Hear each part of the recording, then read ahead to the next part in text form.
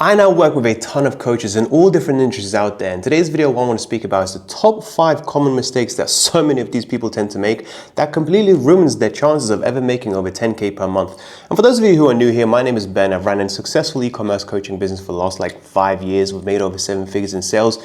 And now what I want to do is I just want to help you improve on your coaching offer. So if this is something that you're interested in, please consider subscribing. So with that being said, all of the mistakes that I want to cover today have either been done by myself, I'll be honest, they've been super painful and I wish I knew about them sooner, or some of them have actually been done by my students, which thankfully we were able to fix, and sometimes the smallest sticks can make the biggest difference. So with that being said, let's get straight to the video. So first things first is a really simple one, and this is coming up from one of my students. Now his student basically he tells me that he wants to help busy professionals find their true purpose and feel fulfilled.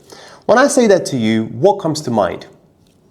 Personally, for me, I have absolutely no fucking clue what he's trying to say. What exactly does busy professionals actually mean? As opposed to lazy professionals? As opposed to busy unprofessionals? Or is it lazy unprofessionals? What exactly are you trying to say when you are saying busy professionals? Are you just trying to say, hey, rich people? Might as well just say that and be honest, because hey, I want to actually help people who got money to find their true purpose and feel fulfilled. Again, something that means 20 different things to 20 different people. And the next one that I've got here is I help men find their true masculine energy and unlock their full potential.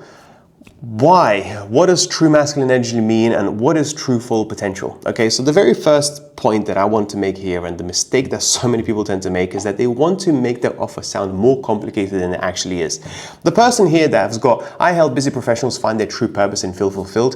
Do you know what we ended up figuring out exactly who he's trying to help? Stress. He just wants to help people relieve stress. So we went from I help busy professionals to I help people reduce their stress so they become more productive in 90 days. It's really that simple. So the very first thing that you need to be clear before you post a single fucking YouTube video, before you do any social media, before you get an email marketing magnet or any of that shit, okay? The very first thing that I want you guys to do is figure out exactly who is it that I want to help with and what is the exact problem that I want to help them with. Most importantly, niche down on the problem. The more clear you are on the problem, in this case stress, the more clear your offer is going to be, the more clear your social media is going to be, your YouTube, your email marketing, everything, okay? If you're not clear on this, then nothing else is going to work. It took me 2 months to figure out this. I help coaches get more clients through social media without running ads. That's it. It took me 2 months to figure that out, but once I figured that out, everything became so much easier. For the longest period of time, I was thinking, okay, should I help people? Should I help consultants? Should I help agencies? Okay, and then social media, well, that's a bit vague. Should I help YouTube or TikTok or Instagram and all that sort of stuff? When you boil it all down, it comes to essentially one simple test, and that is, can a 5-year-old understand it? So if you told them what you do, can they figure out what on earth are you talking about? And also another test, a simple one that you can potentially use, is if you went into an elevator and somebody asked you, okay, so what is it that you do for a living? Can you explain it to them within 5 seconds? If you cannot, then there is a problem and your offer is not clear enough. For example, right now in our group coaching sessions, the very first group coaching session is exactly what we talk about, and that is clarifying your offer. And what I did in my very first session is I opened up some of these people's landing pages and opened up their social media, and I said, hey, instead of introducing yourself and figuring out exactly what it is that you do, let's talk and let's figure out from looking at your social media, who is it that you help with? And most people get confused about each other's offers because, what's clear to me may not be clear to you, and what's clear to you may not be clear to me. So what I would suggest is a simple exercise is just to show someone who you're not that close with, just show them your social media if you're comfortable doing so, and say, hey, what do you think I do here? Who do you think I help with? Because if they're not understanding who it is that you help with, then there is a big problem that needs to be fixed immediately before you actually even move into anything else. Before you think about these fancy YouTube strategies, the thumbnails, the titles, and all that shit, you just need to figure out exactly who it is that you help with at the very beginning. Next up, and this is a problem that I have dealt with myself for such a long time. So kind of scrolling back to 2023, I started on TikTok. Okay, so before I did YouTube for 2020 for the last 3 years. Then in 2023, somebody said, hey, you know what? TikTok is popping off. TikTok, you can get a shit ton of views, shit ton of followers. Why don't you try it out? Maybe people will be interested in e-commerce coaching on there. I thought, you know what, let me have a go. So I started and it went up to 10,000 followers pretty quickly. And then I moved up to doing side hustle videos. So I kind of broadened out my market thinking, hey, I'm just going to get more followers, more views, and then I will educate them about e-commerce, about Amazon FBA, and I will be able to sell my coaching services. And it worked. Guess what? I went from 10,000 followers all the way up to 900 and I think it was 50,000 followers at my very peak. I've got over 100 videos that have got over 1 million views, but guess what happened? My revenue actually went down. I went from making around 30, 40K per month to like 20K per month. And I was like, what the hell is going on? Why exactly am I getting more views, more followers, more likes, more comments? People are actually even fucking recognizing me on the street, but no one's buying my services. Like, what the hell is going on? And what I've realized is that I was focusing on the wrong platform. Instead of doubling down on what works, i.e. YouTube, i.e. Instagram, sometimes even LinkedIn, I was focusing on things that just looked shiny, looked like they showed a lot of promise, but didn't actually move the needle at all. So there I was actually making a shit ton of views, making a shit ton of like comment, likes and all that sort of stuff, but my revenue was actually going down. So you kind of have to ask yourself, okay, so is it something that I really want to focus? Is it the fame? Is it the views? Is it the watch time that I really care about? Or is it the bottom line? Is it the revenue? Is it the profit? Because if it's option number 2, which I, to be honest, can relate to more, then you really want to focus on the platform that has the customers for you, okay? So for example, I have a leadership coach right now in my mentorship, and his main platform is TikTok. And it's pretty silly for me to think that, hey, you need to focus more on TikTok when 63% of people that watch TikToks are usually under the age of 25. Whereas on LinkedIn, majority of people are in the leadership positions, are business owners. They do need help with leadership and, supporting them and all this stuff, becoming a better manager, becoming a better leader, and so on and so forth. So what I did tell them is like, hey, I know this is very, very hard to resist. I know they're getting a shit ton of views right now on TikTok, but nobody's buying your services.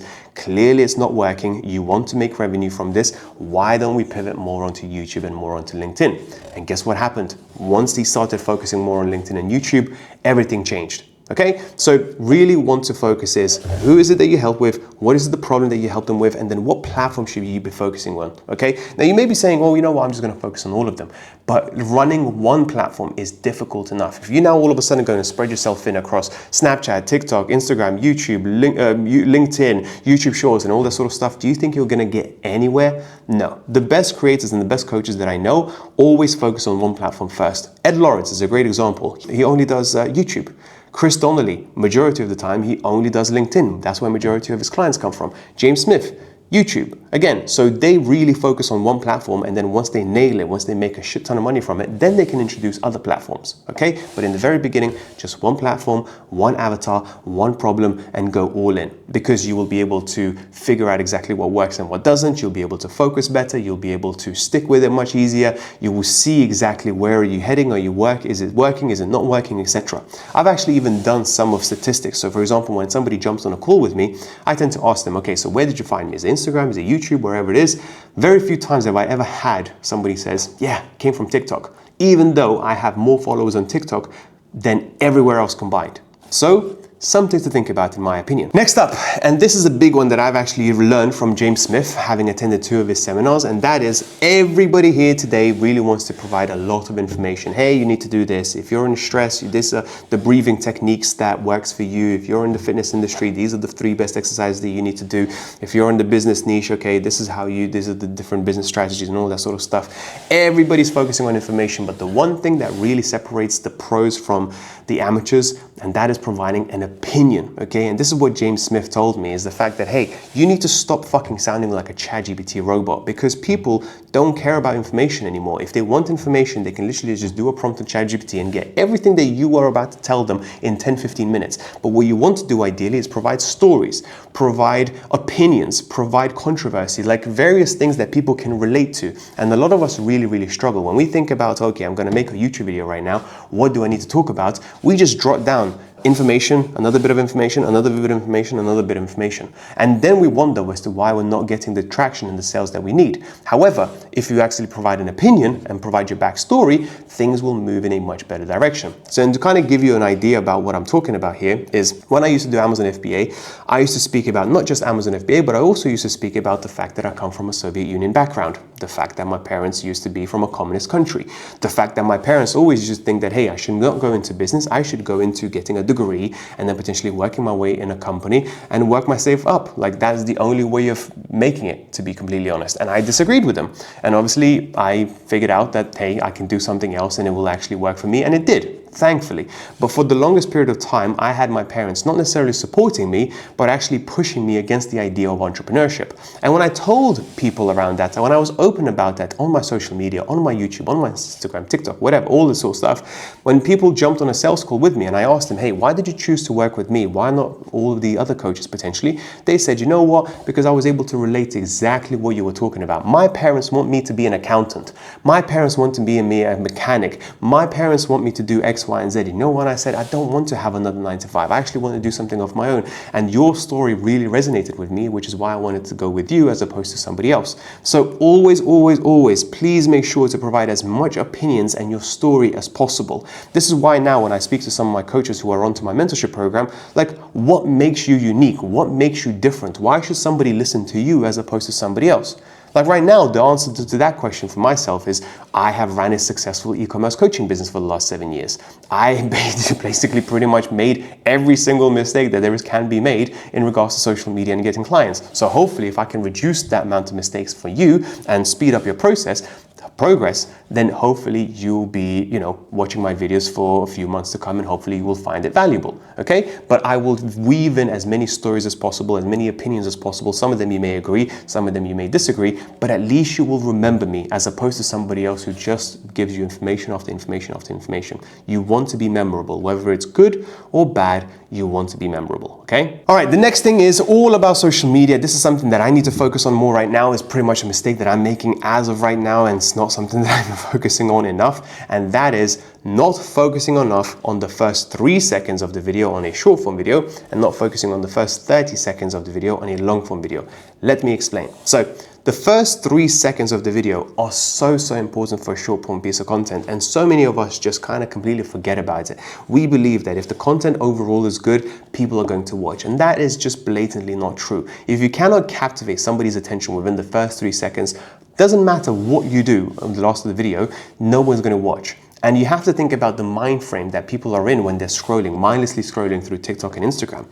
If that is the mind frame they're in, then you have to captivate them as quickly as possible with an interesting statistic, with a hook that captivates their attention, with a visual, something happening straight away that gets you the next 5 seconds, gets you the next 10 seconds, and so on and so forth. Your video could be the best ever, but if the hook sucks, your video is going to suck. So whenever I get clients potentially and their views are shit and they're not getting many clients on the back of it, I always look at, okay, so first 3 seconds, stop. Did that captivate my attention? No. Let's next one. First 3 seconds, stop. Did that captivate my attention? No. Because I don't even watch the rest of the video because it doesn't really matter. On the 30-second video, on long form video, this is where you really want to get, you kind of have a little bit more time here to captivate viewers' attention, but you really want to answer the question as to why the fuck should I listen to you? What have you done? Why should I care? And why should I pay more attention to what you've got to say? Okay? Because if you don't do that within the first 30 seconds, people will click off. People just kind of think that, hey, they've watched my previous videos before, they're going to watch them again and again and again. And even the best of the best right now, Alex Hormozi, watch his last 5 videos and you'll actually realize that he introduces himself in every single video. He says something along the lines of, hey, my name is Alex Hormozi, I'm the owner of acquisition.com that makes blah, blah, blah, blah, blah, every single time. And the people that have watched him before get reminded of it, so they don't really care. And the people who have never watched him before get an idea, okay, so this person is credible, he has achieved something, and therefore maybe I should listen.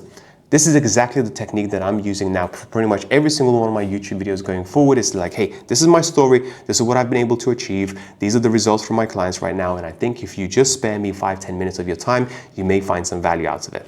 Make sense? Hopefully. And last but not least, and this one, oh God, this pisses me off so much, to be honest, because it's so mainstream right now and it holds back so many coaches out there. And that is the fact that you need to sell high ticket.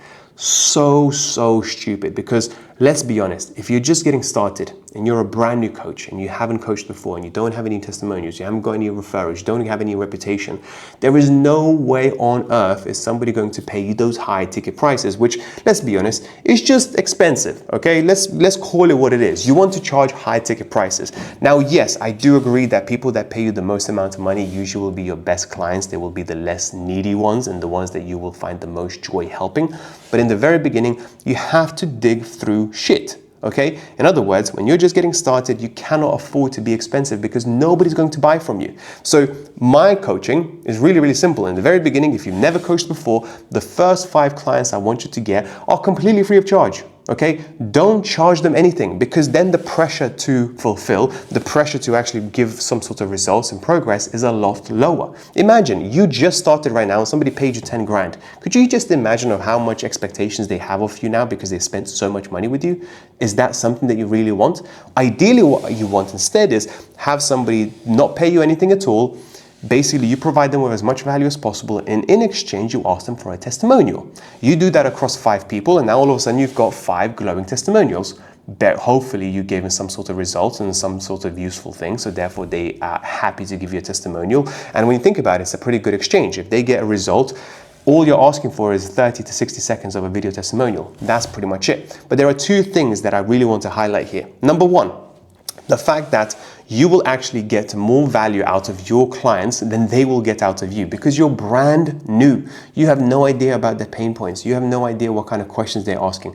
All of these things you can actually document and make content about. That's number 1. And number 2, you will actually get a lot of these people who are interested in your services for free will actually be interested in your services and being able to pay for them after as well. So when I was an Amazon FBA coach in the very beginning, I was happy to just coach people for free because I didn't really know what I was doing. I made a little bit of money, so I thought, you know what, let me help people out. And then once I've helped them throughout the first month, setting up their account and hopefully finding out their very first product on Amazon, they were like, hey, can I work with you longer? And I'm like, well, I can't do it for free anymore. I really appreciate the testimonial, but I can't, like, this isn't free. Like, okay, no problem. How much will you charge? And I was actually able to charge them money. And they didn't care about how many views I had. They didn't care about how many testimonials I've had, you know, all these subscribers and all watch time and all that sort of shit, because they have already worked with me for a whole month. They see that I care about their results. I care about their progress. And now they're much more comfortable in paying me for more support. So it was a win-win situation for everybody. So sometimes with all of this nonsense of high ticket, you're kind of usually taking 2 steps back, like quite a lot back. And in my opinion, you'd rather just take 1 step back, start getting clients, start getting that snowball effect of referrals, testimonials, reputation, all that sort of stuff. And then you will progress so much faster. Okay, if you do this seriously the right way, you can be in a much different position 3-6 months from now, because you've had like 10, 15, 20 testimonials to look back on. So when you go on a jump on a sales call and somebody says, well, why should I work with you exactly? And you can be like, well, I've worked with such and such, I've worked with such and such and such and such, and here are all of their results. And if I can get them results, why can't I get you results, right? It's really that simple. This is not rocket science, guys, but sometimes we want to rush things. We want to do things just as quick as possibly because we want to see results as quickly as possible. And that actually, ironically, makes us slow down. It makes us, you know, halt our progress as opposed to speed it up. So with all of that being said, I really hope you found it useful. Then if you did, please don't forget to like and subscribe. And I'll speak to you soon. Bye-bye.